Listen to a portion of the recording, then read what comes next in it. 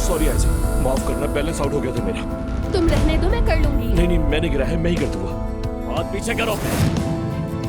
आप इस प्रोजेक्ट के लिए किसी और को ढूंढ लीजिए। आयजा अब इस प्रोजेक्ट पर काम नहीं करेगी, बस बात खत्म। बात करो। इस प्रोजेक्ट में अब तुम्हारा कोई किरदार नहीं, निकल जाओ यहाँ से।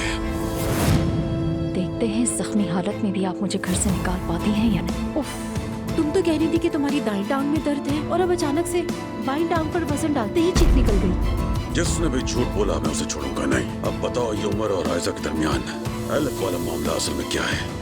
सच बताओ। ये कंपनी, ये प्रोजेक्ट सब मेरा है, सब मैंने बनाया है। ये तुम अपने बाप, अपने खानदान। बाबा, चचा, बाबा, हमीद अंकल, बाबा, बाबा, हमीद ठीक है? चचा।